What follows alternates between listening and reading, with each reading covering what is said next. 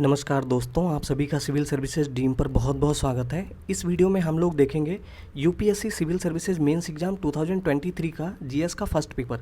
ठीक है जी। तो इसके पहले वाले वीडियो में हम लोगों ने निबंध वाला पेपर देखा था, इसमें हम लोग जीएस का फर्स्ट पेपर देखेंगे। तो जैसा कि आप जानते हैं कि यूपीएससी के मेंस एग्ज़ाम में आपके जीएस के 4 पेपर होते हैं, 1 2 3 4। तो जीएस के फर्स्ट पेपर का जो सिलेबस है, जो यूपीएससी हमें देता है, जिसमें आपने देखा होगा कि मेजर मुख्य तौर पर 3 टॉपिक इसके फर्स्ट पेपर में पूछे जाते हैं। वैसे तो बहुत डिटेल में सिलेबस दिया गया है। तो 3 टॉपिक में, एक तो पहला है आपका हिस्ट्री। ठीक है जी। तो हिस्ट्री में आपको वर्ल्ड हिस्ट्री भी पढ़नी पड़ती है, विश्व का इतिहास भी पढ़ना पड़ता है और भारतीय इतिहास भी पढ़ना पड़ता है। तो वर्ल्ड हिस्ट्री और इंडियन हिस्ट्री, तो इंडियन में एंशिएंट, मिडेवल और मॉडर्न इंडियन हिस्ट्री और आर्ट एंड कल्चर भी पढ़ना पड़ता है। इसके अलावा आपको ज्योग्राफी भी इसमें पूछी जाती है। तो ज्योग्राफी में आपकी फिजिकल ज्योग्राफी, इंडियन ज्योग्राफी और वर्ल्ड ज्योग्राफी पूछी जाती है। इसके अलावा इंडियन सोसाइटी, ठीक है, तो इंडियन सोसाइटी भी पूछी जाती है, यानी भारतीय समाज से भी क्वेश्चन पूछे जाते हैं। ये मेजर टॉपिक हैं 3। तो इस पेपर में कितने क्वेश्चन पूछे गए हैं इंडियन सोसाइटी से, कितने ज्योग्राफी से, कितने हिस्ट्री से, ताकि आपको अनुमान लग सके कि कितना वेटेज देना है आपको। लगभग इक्वल वेटेज ही रहता है, लेकिन कभी कभी क्वेश्चन की संख्या कम ज़्यादा भी हो जाती है। ठीक है। जो नए लोग हैं उनको थोड़ा सा बता दें कि यहाँ पर 3-3 घंटे के सारे ही पेपर होते हैं यूपीएससी मुख्य परीक्षा में, और 250-250 नंबर के जीएस के चारों पेपर होते हैं, तो ये भी 250 नंबर का है। इस पेपर में टोटल 20 क्वेश्चन दिए गए हैं, जिनमें से क्वेश्चन नंबर 1 से लेकर 10 तक के जो क्वेश्चन हैं वो सब 10-10 नंबर के हैं। ठीक है। और क्वेश्चन नंबर 11 से लेकर 20 तक के जो क्वेश्चन हैं वो लॉन्ग क्वेश्चन है, और जो कि 15-15 मार्क्स के हैं। ठीक है। तो 10 क्वेश्चन आपके हैं 100 नंबर के, और 10 क्वेश्चन है आपके 150 नंबर के। टोटल 250 नंबर का आपका पेपर है। क्वेश्चन नंबर 1 से 10 तक के जो क्वेश्चन है, इनकी वर्ड लिमिट, इनको लिखने की जो शब्द सीमा है वो 150 शब्दों में आपको इनका आंसर लिखना है। और क्वेश्चन नंबर 11 से 20 तक के जो क्वेश्चन है, इनकी शब्द सीमा है 250 शब्दों के अंदर आपको इनका आंसर लिखना है। ठीक है दोस्तों। और जो भी मीडियम, ये हिंदी इंग्लिश दोनों में ही पेपर छपा होगा, जो भी आपने मीडियम चूज़ किया होगा वही आप, उसी में आपको इसके आंसर लिखने हैं। सारे ही क्वेश्चन करने हैं, कंपलसरी हैं। ठीक है। तो चलिए देखते हैं। ये पहला क्वेश्चन पूछा गया है, प्राचीन भारत के विकास की दिशा में भौगोलिक कारकों की भूमिका को स्पष्ट कीजिए। तो इसके जो कीवर्ड्स हैं उनको आपको ध्यान में रखना है और तब इसका आंसर करना है। तो यहाँ पे पूछा गया प्राचीन भारत के विकास में। ठीक है जी। तो प्राचीन भारत के विकास की दिशा में भौगोलिक कारकों की भूमिका। तो भौगोलिक कारक क्या हो गए प्राचीन भारत के? जैसे नदियाँ हो गई, पहाड़ हो गए, ठीक है, ये सब भौगोलिक कारक हैं। तो इनकी भूमिका क्या थी विकास की दिशा में, तो ये आपको लिखना है। ठीक है। एनसीईआरटी बहुत इंपॉर्टेंट है, एनसीईआरटी को आप इग्नोर नहीं कर सकते। इस पेपर को आपको देख के लगेगा कि एनसीईआरटी कितनी इंपॉर्टेंट है। ठीक है। तो एनसीईआरटी ज़रूर पढ़ते रहिए। इसके अलावा जो आप बुक्स पढ़ते हैं, स्पेक्ट्रम है या जो भी बुक्स वगैरह पढ़ते हैं, वो सब पढ़ते रहिए, लेकिन एनसीईआरटी को इग्नोर मत करिएगा। ठीक है। आगे कुछ क्वेश्चन आपको देखने को मिलेंगे जो बहुत लिंक करके पूछे गए हैं। ठीक है। तो ये 10 नंबर का क्वेश्चन था। इसके अलावा पूछा गया है, महात्मा गांधी और रविन्द्रनाथ टैगोर में शिक्षा और राष्ट्रवाद के प्रति सोच में क्या अंतर है? तो जैसा कि मैं कह रहा था ना कि लिंक करके पूछे जाते हैं। तो जो जैसे स्पेक्ट्रम वगैरह हो गई हैं, दूसरी बुक्स हो गई हैं, इनमें ये नोट्स के फॉर्म में लिखी गई हैं। ठीक है। लेकिन जो एनसीईआरटीज़ वगैरह हैं, ये टेक्स्ट बुक हैं। ठीक है। तो इनमें बहुत डिटेल में आपको चीज़ें मिल जाएंगी, ताकि आप डिफरेंस भी आपको पता चलेगा पढ़ने से। ठीक है। तो जैसे यहाँ पूछ दिया गया, गांधी जी और रविन्द्रनाथ टैगोर जी में शिक्षा और राष्ट्रवाद के प्रति सोच में क्या अंतर था? ठीक है। तो वो आपको बताना है 150 शब्दों में। तीसरा क्वेश्चन पूछा गया, ये हिस्ट्री का क्वेश्चन है। जो पहला वाला क्वेश्चन है ये आपके हिस्ट्री का क्वेश्चन है 10 नंबर का। दूसरा वाला भी हिस्ट्री का क्वेश्चन है 10 नंबर का। और तीसरा क्वेश्चन है, विश्व के विभिन्न देशों में रेलवे के आगमन से होने वाले सामाजिक आर्थिक प्रभावों को उजागर कीजिए। ठीक है। ये अगर आप बहुत ध्यान से देखेंगे तो ये क्वेश्चन हिस्ट्री का है, वर्ल्ड हिस्ट्री का है। ठीक है। देखने से ये लगता होगा कि सोसाइटी का है, कि ज्योग्राफी का है, कि कहाँ से पूछ दिया गया, लेकिन ये क्वेश्चन हिस्ट्री से है। तो इसको जब आप लिंक करेंगे इंडस्ट्रियल रिवोल्यूशन से, ठीक है, तो इसका आंसर आपको मिल जाएगा कि क्यों हिस्ट्री से। वैसे भी यहाँ पे सोसाइटी का नहीं हो सकता, क्योंकि यहाँ विश्व के विभिन्न देशों के बारे में पूछा गया। सोसाइटी में आपकी इंडियन सोसाइटी है। ठीक है। तो ये हिस्ट्री का क्वेश्चन पूछा गया कि विश्व के विभिन्न देशों में रेलवे के आगमन से, तो जैसा कि आप जानते हैं भारत में भी रेलवे का आगमन 1853 में आगे हो गया था। ठीक है। तो रेलवे के आगमन से होने वाले सामाजिक आर्थिक प्रभाव को उजागर कीजिए, उनको एक्सप्लेन करना है आपको। ठीक है जी। तो ये भी हिस्ट्री का ही क्वेश्चन है। वर्ल्ड हिस्ट्री का क्वेश्चन, वैसे तो वर्ल्ड हिस्ट्री में विश्व युद्ध वगैरह सब कुछ है, लेकिन यूपीएससी कहीं से भी कुछ भी क्वेश्चन पूछ सकता है। तो ये 3 क्वेश्चन जो है हिस्ट्री से पूछे गए हैं, ठीक है। अभी हम लोग काउंट करेंगे बाद में।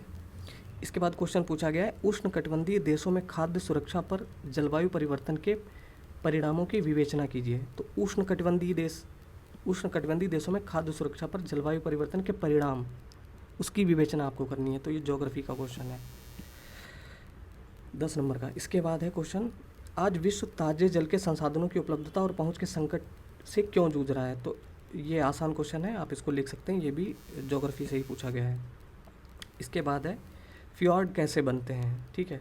वे दुनिया के कुछ सबसे सुरम्य क्षेत्रों का निर्माण क्यों करते हैं, ठीक है। 150 शब्दों में आपको लिखना है, ये भी ज्योग्राफी का ही क्वेश्चन है, ठीक है। तो क्वेश्चन नंबर 4, 5, 6 ये ज्योग्राफी का हो गया। इसके बाद 7वां क्वेश्चन, ये भी ज्योग्राफी का ही है। दक्षिण पश्चिम मानसून भोजपुर क्षेत्र में पूर्वया यानी पूर्वी क्यों कहलाता है। इस दिशापरक मौसमी पवन प्रणाली ने क्षेत्र के सांस्कृतिक लोकाचार को कैसे प्रभावित किया। तो ये भी ज्योग्राफी का ही है।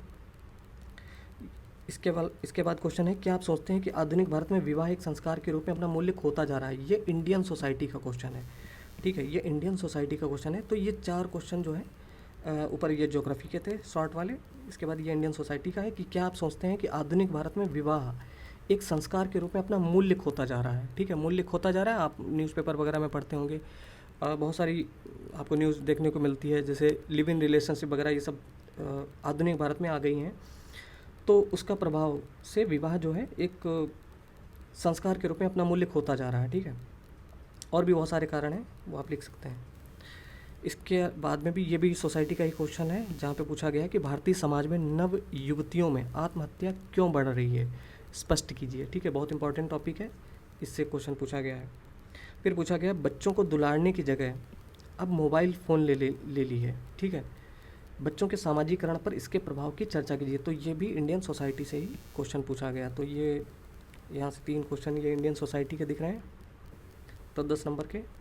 तो ये क्वेश्चन नंबर 10 तक हो गया, ठीक है। इसके बाद ये 15 मार्क्स के शुरू हो जाएंगे यहाँ से, क्वेश्चन नंबर 11 से। तो क्वेश्चन नंबर 11 है, वैदिक समाज और धर्म की मुख्य विशेषताएँ क्या हैं। क्या आप सोचते हैं कि उनमें से कुछ विशेषताएँ भारतीय समाज में अभी भी प्रचलित हैं, ठीक है। तो ये हिस्ट्री का क्वेश्चन है, ठीक है, 15 मार्क्स का। इसके बाद क्वेश्चन पूछा गया है, सल्तनत काल के दौरान किए गए बड़े तकनीकी बदलाव क्या थे, उन तकनीकी बदलावों ने भारतीय समाज को कैसे प्रभावित किया था, ठीक है। तो सल्तनत काल के दौरान तकनीकी बदलाव क्या थे और उसने भारतीय समाज को कैसे प्रभावित किया है। तो ये देख के लग रहा है कि इंडियन सोसाइटी और हिस्ट्री को कंबाइन करके पूछ दिया गया, लेकिन ये हिस्ट्री का ही क्वेश्चन है, ठीक है। 15 मार्क्स का, 250 शब्दों में आपको इसका आंसर लिखना है। इसके बाद है, भारत में औपनिवेशिक शासन ने आदिवासियों को कैसे प्रभावित किया है और औपनिवेशिक उत्पीड़न के प्रति आदिवासी प्रतिक्रिया क्या थी। ये तो 8th क्लास की अगर आप NCERT आपने पढ़ी होगी तो भी आप उसका आंसर बहुत आसानी से लिख सकते हैं, ठीक है। ये भी मॉडर्न इंडियन हिस्ट्री से क्वेश्चन पूछा गया है। इसके बाद क्वेश्चन है, भारत की लंबी तटरेखीय संसाधन क्षमताओं पर टिप्पणी कीजिए और इन क्षेत्रों में प्राकृतिक खतरे की तैयारी की स्थिति पर प्रकाश डालिए, ठीक है जी। तो क्वेश्चन नंबर 14 जो है ये ज्योग्राफी का क्वेश्चन है, इंडियन ज्योग्राफी का। इसके बाद क्वेश्चन है, भारत में प्राकृतिक वनस्पति की विविधता के लिए उत्तरदायी कारकों को पहचानिए और उनकी विवेचना कीजिए। भारत के वर्षा वन क्षेत्रों में वन्य जीव अभ्यारण्यों के महत्व का आकलन कीजिए, ठीक है। तो ये भी ज्योग्राफी का ही क्वेश्चन है, 15 मार्क्स का। और क्वेश्चन नंबर 16 है, भारत में मानव विकास आर्थिक विकास के साथ कदम ताल करने में विफल क्यों हुआ है, ठीक है। तो मानव जो ह्यूमन डेवलपमेंट इंडेक्स वगैरह है वो आप देखते रहते होंगे, उसकी रैंकिंग वगैरह भारत की क्या रैंकिंग है, ये क्वेश्चन भी ज्योग्राफी का ही है। कदम ताल करने में विफल क्यों हुआ है, भारत में मानव विकास जो है, ह्यूमन डेवलपमेंट जो है फेल क्यों हुआ है इकोनॉमिक डेवलपमेंट के साथ में। इसके बाद अगला क्वेश्चन, ये भी 15 मार्क्स का ही है, 1960 के दशक में शुद्ध खाद्य आयातक थे। भारत विश्व में एक शुद्ध खाद्य निर्यातक के रूप में उभरा। 1960 के दशक में शुद्ध खाद्य आयातक से, ठीक है, विश्व में एक शुद्ध खाद्य निर्यातक के रूप में, तो आयातक से निर्यातक के रूप में कैसे उभरा, तो बहुत अच्छा आंसर आप इसका लिख सकते हैं। 60 के दशक में जो था शुद्ध आयातक था, उसके बाद जो हरित क्रांति वगैरह आई, पूरा आप अच्छे से लिख सकते हैं। ठीक है, ये क्वेश्चन नंबर 17, ये भी ज्योग्राफी का ही क्वेश्चन है। इसके बाद क्वेश्चन है, क्या भारतीय महानगरों में शहरीकरण गरीबों को और भी अधिक पृथक्करण और या हाशिए पर ले जाता है? ठीक है, तो ये सोसाइटी का क्वेश्चन है, इंडियन सोसाइटी का। इसके बाद है, भारत में जातीय अस्मिता गतिशील और स्थिर दोनों ही क्यों है? ठीक है, तो ये भी इंडियन सोसाइटी का क्वेश्चन है। लास्ट में, संजातीय पहचान और सांप्रदायिकता पर उत्तर उदारवादी अर्थव्यवस्था के प्रभाव की विवेचना कीजिए, ये भी इंडियन सोसाइटी का क्वेश्चन है। तो अब हम लोग देखेंगे कितने कितने क्वेश्चन किससे पूछे गए हैं। तो हिस्ट्री के शॉर्ट में 3 क्वेश्चन, जो 1 से जो 10-10 नंबर वाले हैं, वो हिस्ट्री के 3 क्वेश्चन हैं, और ज्योग्राफी के 4 क्वेश्चन हैं शॉर्ट वाले, और सोसाइटी के 3 क्वेश्चन हैं। ठीक है, तो यहाँ लास्ट में हम लिख दे रहे हैं, आप इसको नोट कर लीजिएगा, ये चीज़ इम्पॉर्टेंट है, क्योंकि आप आगे प्रिपरेशन करेंगे तो आपको पता होना चाहिए। हिस्ट्री में जो 10 मार्क्स के क्वेश्चन हैं वो कितने हैं, वो हैं आपके 3, तो 30 मार्क्स की यहाँ पे शॉर्ट में हिस्ट्री पूछी गई है। और ज्योग्राफी के शॉर्ट्स के क्वेश्चन हम लोग देखे थे, 4 क्वेश्चन हैं, 10 मार्क्स के 4 क्वेश्चन हैं, तो 40 मार्क्स की यहाँ पे ज्योग्राफी पूछी गई। तो 7 क्वेश्चन हो गए, 3 क्वेश्चन बचे, तो 3 सोसाइटी के हो गए थे। ठीक है, तो 30 मार्क्स की यहाँ पे सोसाइटी हो गई थी, तो ये 100 नंबर का हो गया इस तरीके से। और ये शॉर्ट्स में थे 10 मार्क्स के। ठीक है, इसको ज़रूर नोट कर लीजिएगा, आप आगे प्रिपरेशन कर रहे हैं तो आपको काम आएगा। अब लॉन्ग क्वेश्चन में देख लेते हैं। लॉन्ग क्वेश्चन में क्वेश्चन नंबर 11 से ये 3 क्वेश्चन हिस्ट्री के थे, और ज्योग्राफी के 4 क्वेश्चन हैं, और 3 सोसाइटी के हैं।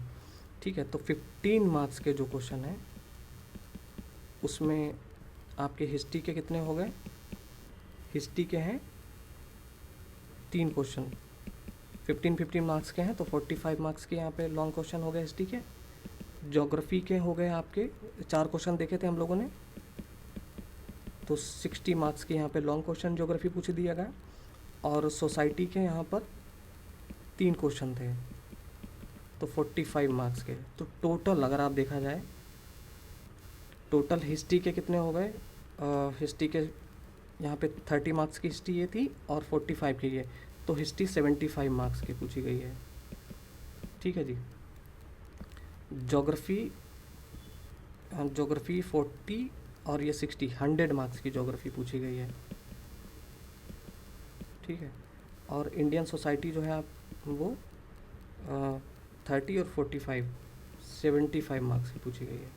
ठीक है, तो टोटल 250 मार्क्स का पेपर था, बैलेंस्ड पेपर है।